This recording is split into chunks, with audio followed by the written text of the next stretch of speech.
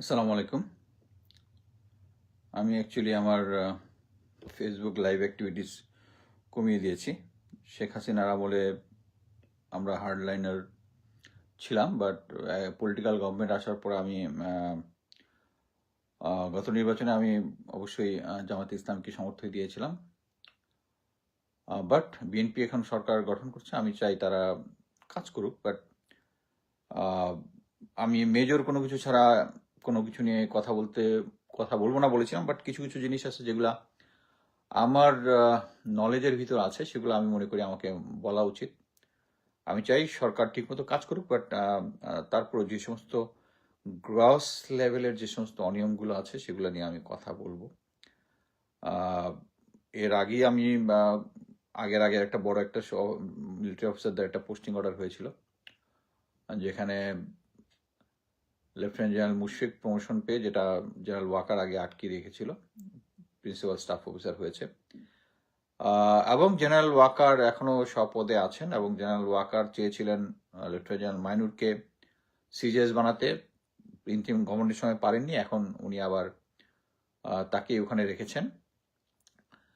এখন নতুন যে পোস্টিং অর্ডার এসছে,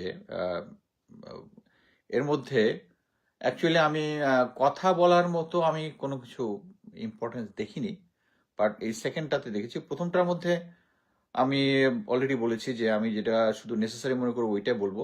এর মধ্যে একটা হচ্ছে ব্রিগেডিয়ার জেনারেল কায়সার ডিজিএফআই হয়েছেন, তার ব্যাপারে আমি অ্যাকচুয়ালি ফেসবুকে অনেক কিছু দেখলাম তার সম্বন্ধে। অ্যাকচুয়ালি এই ব্রিগেডিয়ার কায়সার আগে এখানে ইউএন হেডকোয়ার্টারে ছিল, ইউএনএ উনি খুব ভালো কাজ করেছে।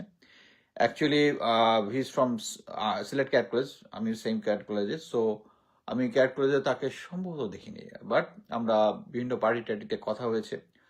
নর্মালি আমি তাকে যেটা দেখেছি যে নর্মালি যারা মানে ওয়াকারপন্থী টাইপ, তারা 5ই আগস্টের পরে আগে থেকে তারা হোস্টাইল ছিল আমার প্রতি। পার্টি টার্টিতে হইলে শুধু যেটু ক্যাজুয়ালি সালাম দেওয়া, যদি জুনিয়র হয় ম্যাক্সিমামই জুনিয়র দেওয়া, এছাড়া আমার আশেপাশে ঘেসতো না। But Kaisar was different. Kaisar আমার সাথে এসছে, আমার সাথে কথা বলেছে, এবং অ্যাকচুয়ালি আমি যে সমস্ত কাজ করতেছি শেখ হাসিনার বিরুদ্ধে, অ্যাকচুয়ালি হি সাপোর্টেড মি।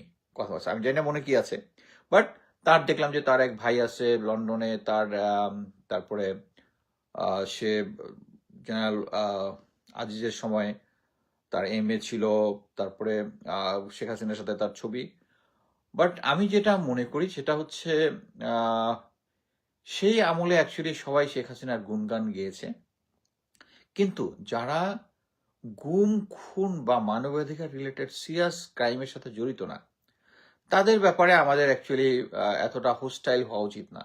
দেখেন ভাই, আমি his from my correct college, এই জন্য আমি বলতেছি। আমি নিজে যেটা মনে করতেছি, আমার one of the close friend Ziaul Hasan, এটা নিয়ে প্রোপাগান্ডা হয় বলছি, তাকে আমি গত 7-8 বছর আগে থেকে তার নামে লিখতেছি, এখন সে জেলখানায় আছে। সো আমার কারো প্রতি কোনো দেশ, আমার কাছে দেশের ইন্টারেস্ট সবার আগে। সো আমি এখন যেটা মনে করি, Kaisar is a very competent officer. আমি তার প্রোফাইল দেখলাম, সে কোর্সের সেকেন্ড, বাট এখন বোধহয় ফার্স্ট, কারণ তার ফার্স্ট যে আছে সে বোধহয় কর্নেল অবস্থায় রিটায়ার চলে গেছে।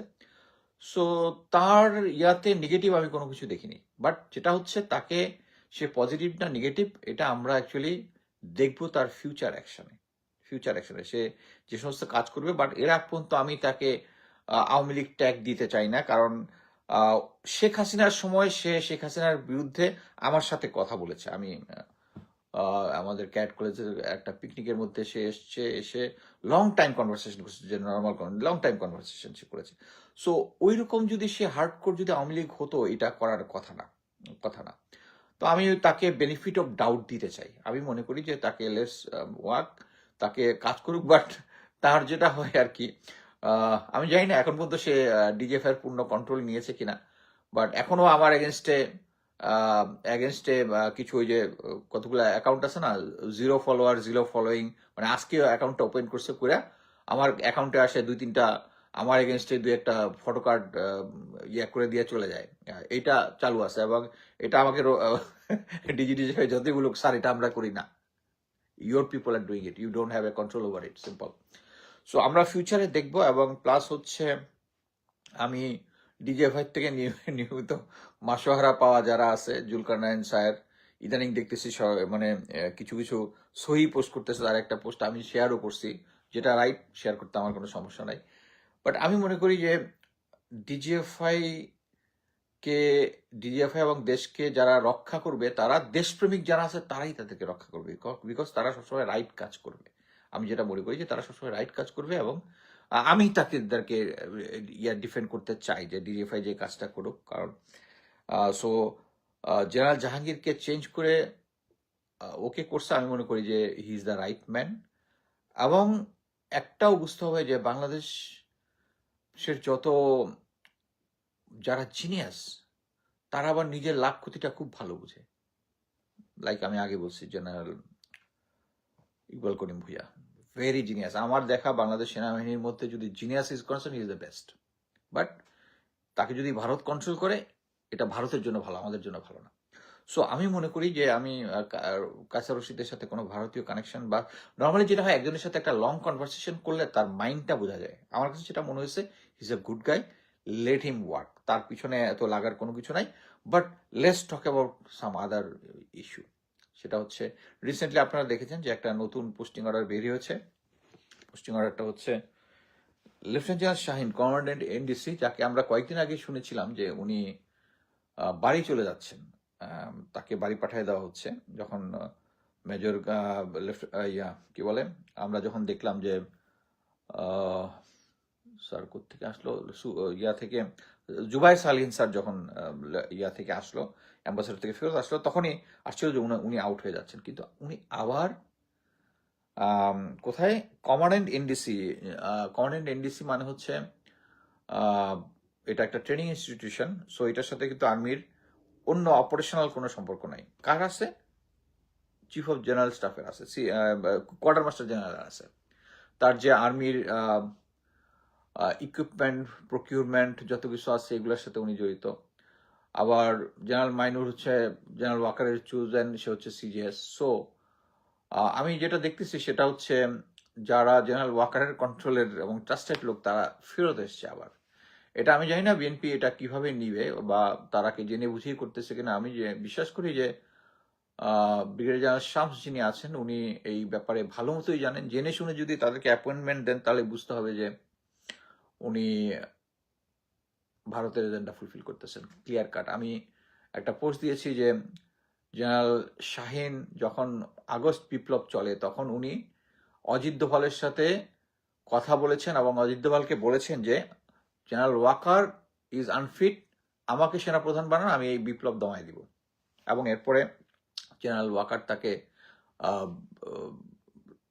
ইন্টারভিউ নেয়, এবং তার টেক্সট মেসেজ তাকে দেখায় যে তুমি এই টেক্সট মেসেজ করতে অজিত দোভালের কাছে। তারপরে এবং তখন যখন আমি বিপ্লবের সময় এই কথা বলছিলাম, তখন কেউ ডাউট দেয় নাই যে ভাই কোনো প্রমাণ আছে এই যে এটা হয়েছে না হয়েছে। এখন বিএনপির লোক যারা প্রমাণ দিয়েছে, ভাই আপনার কাছে কোনো প্রমাণ আছে? এমন হয়েছে জেনারেল ওয়াকার এগুলা কথা বললে। বাট আমার একটা মিনস ছিল এবং আছে এই সমস্ত ইনফরমেশনকে অ্যাক্সেস পাওয়ার। সো ওই সময় ওই লোকটা অজিত দোভালের সাথে ইয়া করছে, কিন্তু কেন তারা তো চাকরি থেকে চাকরিচ্যুত করার কথা, চাকরিচ্যুত তো করে নাই। তারা কি করছে, সেনা সদর থেকে এনডিসিতে পাঠাই দিছে, কারণ সেও ইন্ডিয়ান এজেন্ট, ওয়াকার স্যারও ইন্ডিয়ান এজেন্ট। সো এখানে আমার কাছে যেটা মনে হচ্ছে, জেনারেল ওয়াকারের কন্ট্রোলটা এখন পর্যন্ত পুরোপুরি আছে। হয়তোবা এনএসআই এর জেনারেল ফরিদ যেহেতু আগেই জেনারেল ওয়াকারের সাথে কয়েকবার, তারেক রহমানের সাথে কয়েকবার দেখা করেছে, সো তার লয়ালিটি আমি মনে করি হয়তো রাজনৈতিক সরকারের সাথে আছে। কায়সার রশিদ, আমি মনে করি তার প্রফেশনে সে প্রাইম মিনিস্টারের গোয়েন্দা সংস্থা, সেই জায়গায় কাজ করবে। আর আমি যেটা জানি যে ব্রিগেডিয়ার শামস স্যারের সাথে কায়সার রশিদ স্যার একটা ভালো আন্ডারস্ট্যান্ডিং আছে। কারণ ওনার যখন চাকরি থেকে ফোর্স রিটায়ার্ড হয়, তখন সম্ভবত সে কোনো একটা হেল্প করছিল। যাই হোক, আমি আরেকটা বলি, lieutenant general Foyez, quartermaster general to commandant NDC, sir সম্বন্ধে কথা বলার কিছু নাই। Major general Nasim, MIS to MOFA, this is very important.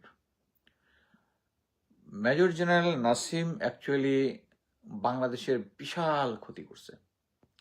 বাংলাদেশে যত কিছু শোনেন না, টাইগার আইটি ওইটাই, যত বাংলাদেশের ভোটার আইডি বা ন্যাশনাল আইডি যত ডাটা সব ইন্ডিয়া নিয়ে গেছে। This is the man, this is the man who supplied it and who arranged it. Of course তাকে দোষ দিয়ে লাভ নাই, সব দোষ শেখ হাসিনা। এবং এই কারণেই বেশ কিছু কম্পিটেন্ট অফিসারকে ডিঙিয়ে মেজর জেনারেল কি বলে নাসিমকে মেজর জেনারেল বানানো হয়েছে। সো তাকে মোফাতে দিয়েছে, মানে হচ্ছে তাকে ফোর্স রিটায়ার্ড করলে সবচেয়ে বেটার হয়। Then major general Morshed 19 Division to AG. Again, he was NSI during Sheikh Hasina. আমি বলবো সেও জেনারেল ওয়াকারের trusted. Okay, major general Hasan, he is a good officer, তার সাথে আমার ইয়ে করছি 66 টু লগ এরিয়া। সো এগুলো রুটিন ব্যাপার, এগুলো নিয়ে আমি কথা বলতে চাই না।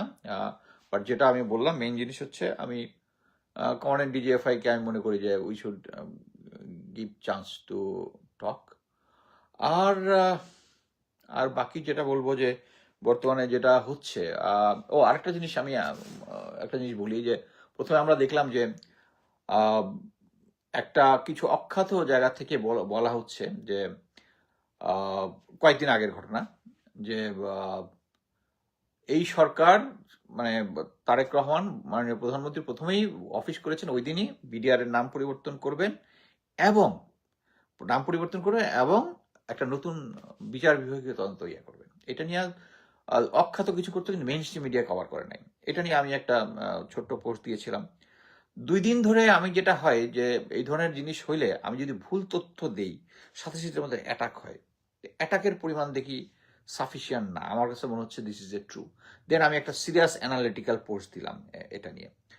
এটা দেওয়ার পরে 2 দিন পরে সম্ভবত আমাদের শিলং সালাউদ্দিন সে বলল যে আমরা একটা নতুন তদন্ত কমিটি করব। এর একদিন পরে 25 তারিখে আবার বললো তারা করবে না। তার মানে হচ্ছে আমি এর মধ্যে একটা অ্যাসেসমেন্ট দিয়েছিলাম যে তারা অ্যাকচুয়ালি মার্কেটের মধ্যে যেটা এটা আওয়ামী লীগ আমলের শুধু বলবো না, এটা প্রতি আমলেই সরকার যেটা করে, একটা মার্কেটে ছাড়ে জিনিসটা, সেটা পাবলিক রিয়াকশন দেখে। পাবলিক রিয়াকশন যদি দেখে এটা হোস্টাইল, তারপর এটাকে ব্যাক অফ করে। সো শিলং সালাউদ্দিন মিয়া এই এখন বলেছে যে পুরাতন, সে নাকি আগের ইনভেস্টিগেশন রিপোর্টটা দেখে নাই। তার তো দেখার দরকার নাই, তার তো অনেক উপদেষ্টা থাকার কথা, তার এ ব্যাপারে সে ইচ্ছা করলেই যে কাউকে জিজ্ঞেস করে দিতে পারে। যাই হোক, আমি ধরে নিচ্ছি যে সে তার কথাই ঠিক এবং সে এটা দেখে তাকে এটা নিয়ে বিচার হবে।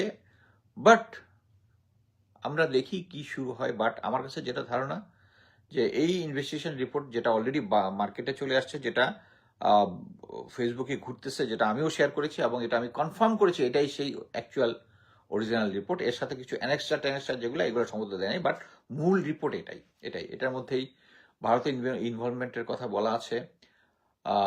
সেনাবাহিনীর যারা আর্মির সাথে গাদ্দারি করেছে তাদের নাম বলা আছে। এবং আমি মনে করি যে বিএনপি সরকার এই একটা জিনিস মনে করেন, আমার নিজের আমি এক্স মিলিটারি অফিসার হিসেবে আমি মনে করি যে 57 অফিসারের বিচারটা যদি ঠিক মতো করে, আমি বিএনপির গুণগান গাওয়া শুরু করব, যদি বিচারটা ঠিক মতো করে। হ্যাঁ, আমার ওইটা নিয়ে কোনো কনসার্ন নেই। আমি জানি যে বর্তমানে যে বাংলাদেশ ব্যাংকের যে একজন নতুন দিয়েছে, ইটস ওর্স অফ দ্য ওর্স করুক। একজন ঋণ খেলাপি, একজন ব্যবসায়ী যার কোনো ব্যাংকিং অভিজ্ঞতা নাই, তাকে দিছে ওর্স ডিসিশন। ওকে, আমি ওকে উইথ ইট।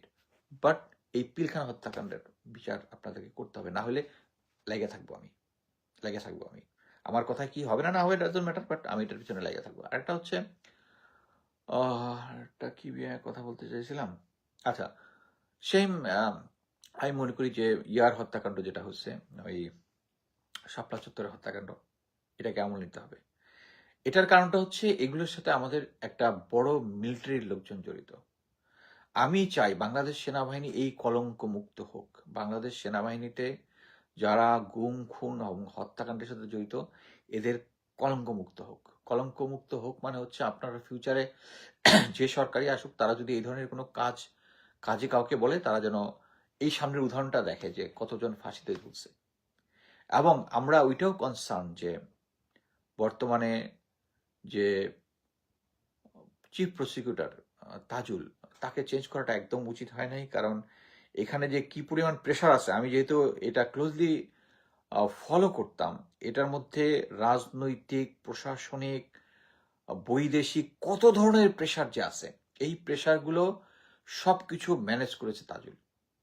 তাজুল ভাইয়ের সাথে আমার একবার কথা হয়েছে, মানে এক্সট্রা অর্ডিনারি দৃঢ় প্রতিজ্ঞ লোক। তার মতো একটা লোককে, আমার কথা হচ্ছে যে উনি যদিও বলেছে যে একটা সরকার আসলে তার নিজস্ব লোক দিবে, এটাই স্বাভাবিক, কিন্তু কথা হচ্ছে একজন অনেস্ট লোক যে সিনসিয়ারলি কাজ করতেছে, তার কাজটা তো আপনাদের রিকগনাইজ করা উচিত ছিল বলে আমি মনে করি।